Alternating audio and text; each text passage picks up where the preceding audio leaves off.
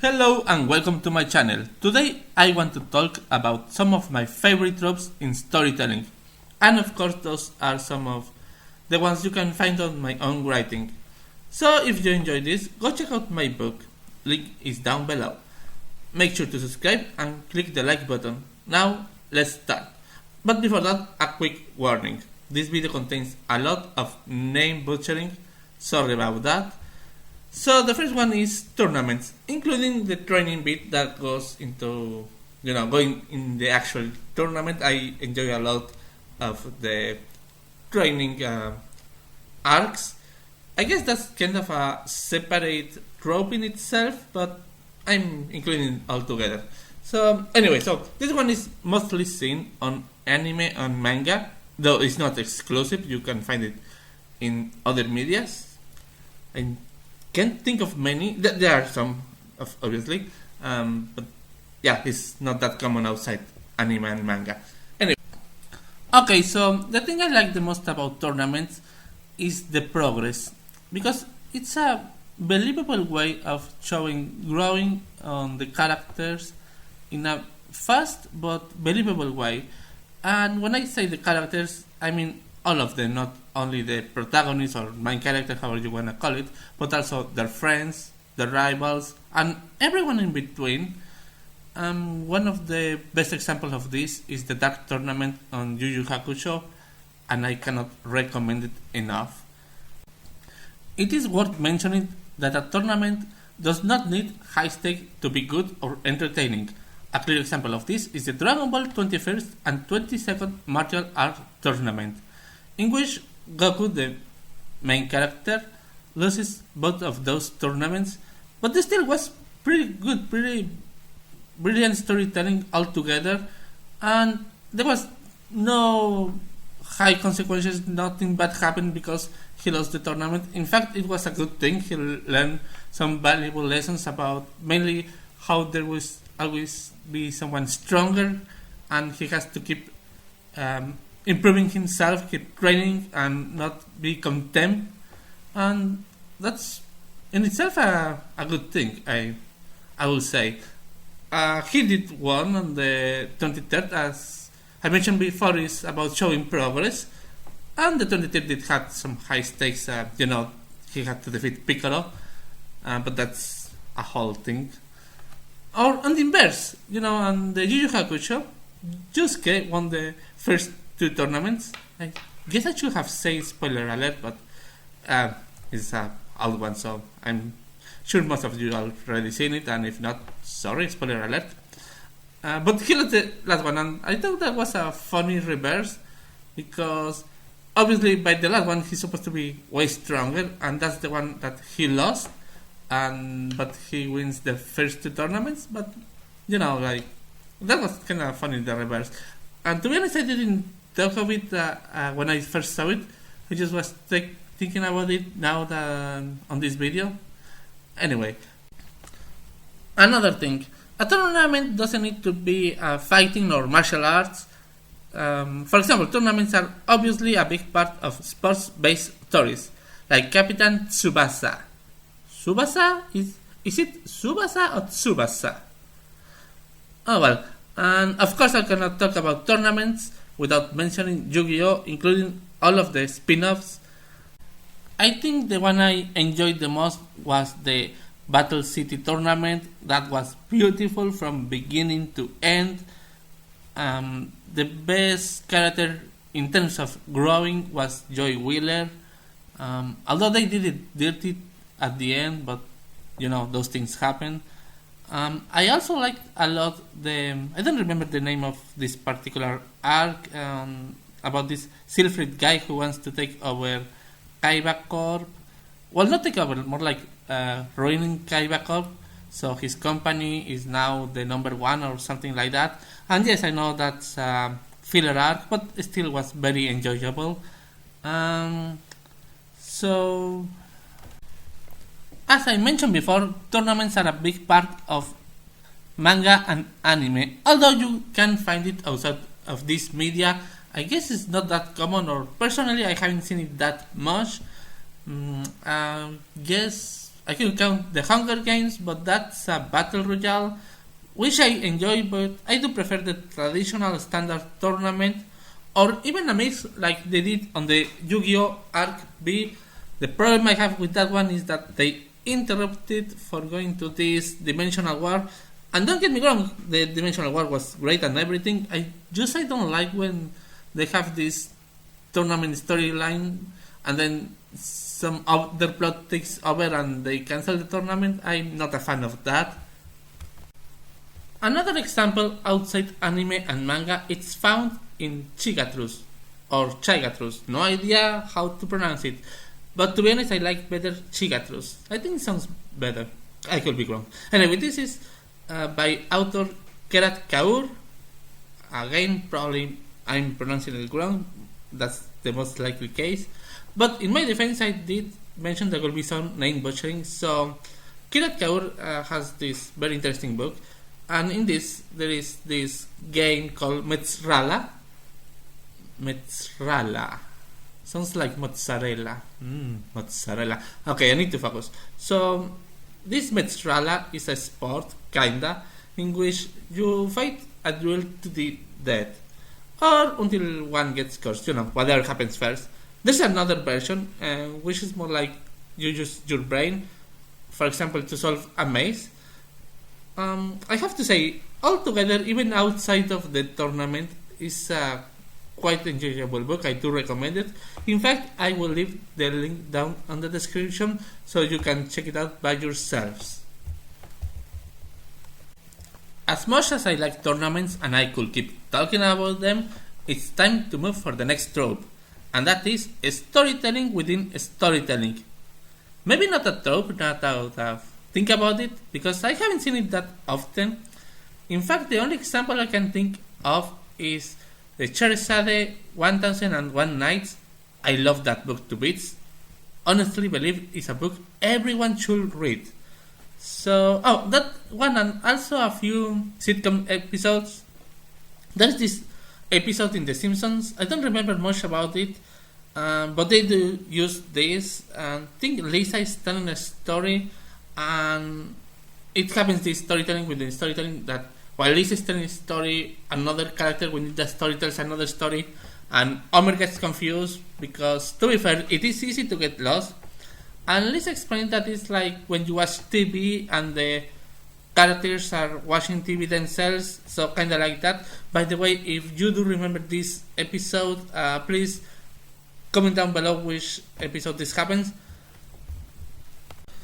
Now, as I say in this technique of storytelling within storytelling, it is easy to get lost, and as weird as that sounds, that's the reason I like it, because it kind of forces you to be in the story and you're following 1, 2, sometimes even 3 stories all at the same time, and it's not easy to follow, but it's also not that hard, to be honest.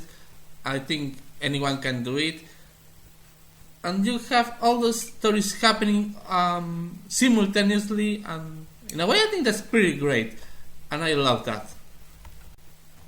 For example, in the 1001 Nights, which is filled with a lot of classic tales like Aladdin or Alibaba and the 40 Thieves, so Sherazade has to tell a story to his husband to stay alive. I know that sounds weird, but stay with me. Anyway, so she keeps telling the story night after night after night because he wants to hear what happened next and next and next, so he just keeps her alive just to know what happens on the story. And I know I said everyone should read it, and I'm spoiling it, and I'm so sorry about that, but I still read it. It's still worth it. Anyway, what was I? Oh yeah, so she keeps telling these various tales, and sometimes within the tale a character has another tale, and I think she does this to make it longer because she needs to tell the story as long as possible. I won't spoil anything more, so I won't tell you why, but probably you already figured it out. Still, read it. Totally worth it. Anyway, so, as I say, a character within the story says a story. And at times the character that's telling the story within the story tells another story, and it's like this domino effect. But at the end, it's just one whole magnificent story, and you got to love that. That needs, I have to say, a lot of skill, and it's just beautiful. Sadly, I do not have any more examples of this, and I think that's a real shame. But if you do know of any books or TV shows, movies, whatever that uses this storytelling within storytelling, please do let me know on the comments. I would like to know more examples of this, to read it or watch it or whatever. Actually, you know what? Now that I think about it, maybe Inception could count also as storytelling within storytelling. I'm not completely sure because it's supposed to be like a dream. It's not like they're telling a story in itself, but I guess that's pretty close. Yeah, I will count Inception. Yeah, definitely. I count Inception also as an example for storytelling within storytelling. Although I'm not 100% convinced it's the same thing, but whatever, I will count it as well. Yeah, let me know in the comments. Do you think Inception counts as storytelling within storytelling, or is a different thing? What do you think? However, still, if you have any more examples about storytelling within storytelling, please do let me know on the comments, because I just love that and I don't think I could get enough of it. Now, before we move into the next trope, I would like to mention that in addition to my book, which is a fantasy and science fiction story about a mystical creature in search for his lost fairy wife, and it has lots of crazy, funny, sad, flamboyant moments. If you are into that, you're gonna love it. Check it out. But in addition to that, I also have a store where I sell t-shirts, hoodies, sweatshirts, and so much more, all at affordable prices with original artwork. Go check it out. But that's not all, because if you require a personal design, I'm more than happy to create something for you, something that will be 100% exclusive to you and nobody else. You can check out the artwork that I already have on my store. Maybe you'll find something that you will love, your new look, or a gift for a special person.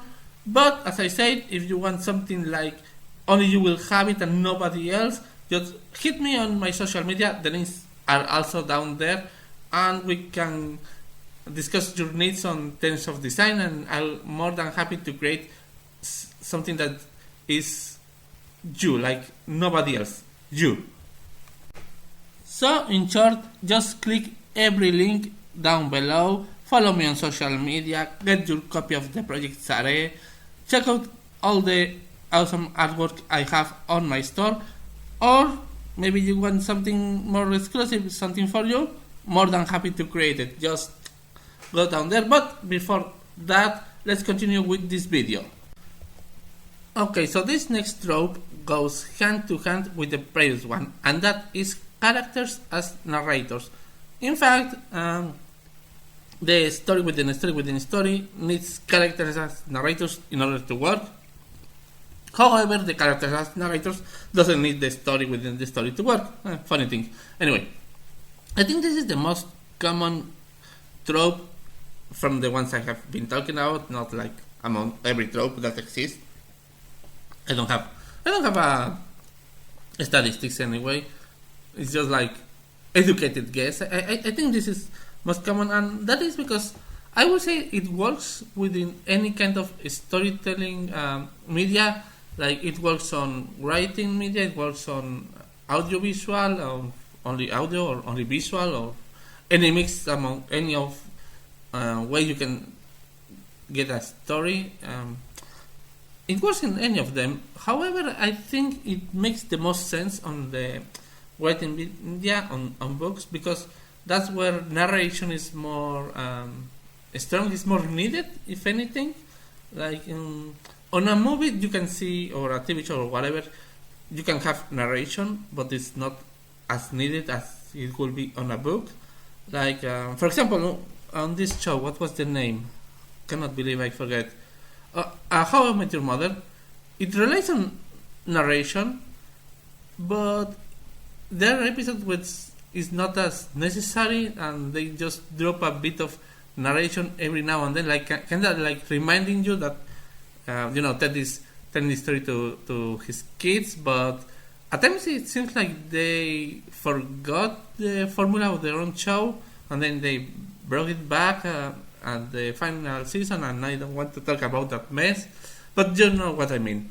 Another classic example is the Treasure Iceland. I love that book, and I know I have said that about every book here, but I mean, I love them. What do you want from me? Read it. I'm sure many of you probably have already read it.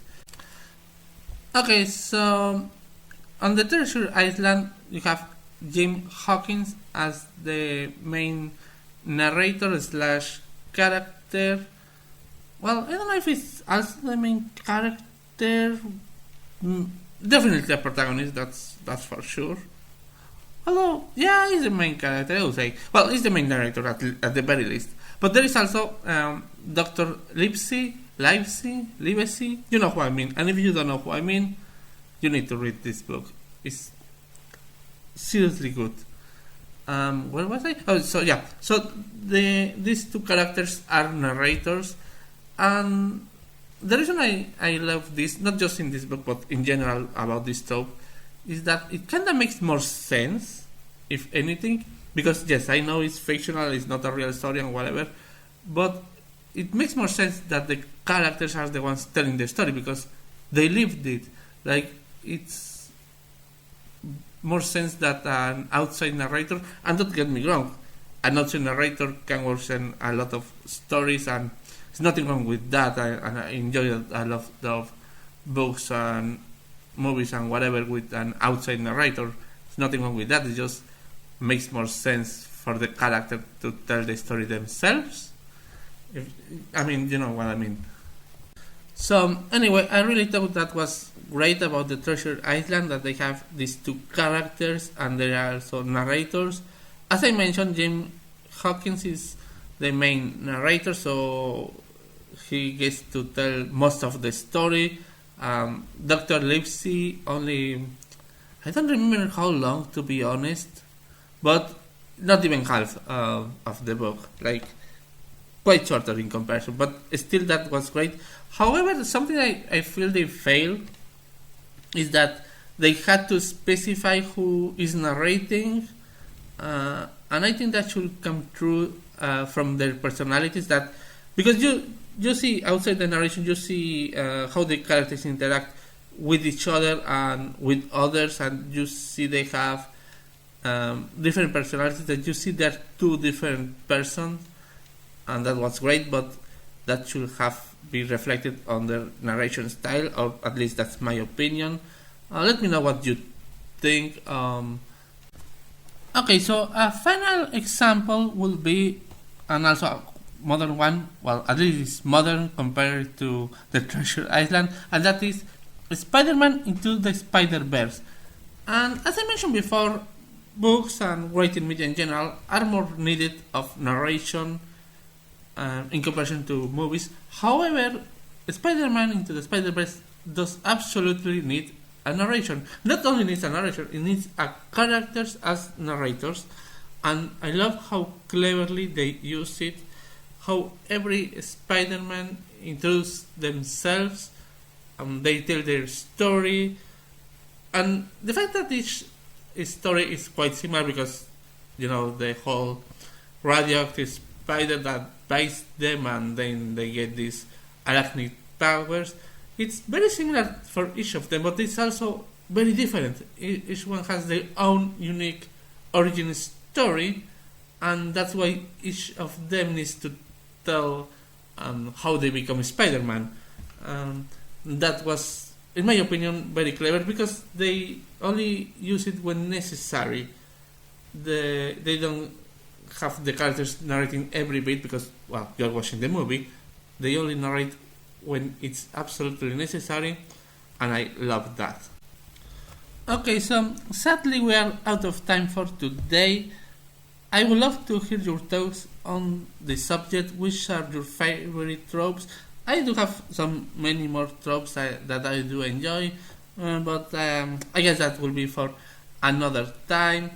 If you have many more examples about the tropes that I talk about here, I would love to hear them. Do you like these tropes? What do you think about tournaments or characters and narrators and storytelling within storytelling? I would love to hear your thoughts. But yeah, that's it for today. Thanks so much for watching. That means a lot. Remember to like and subscribe, very important. Check out all the links down below. Till next time, bye.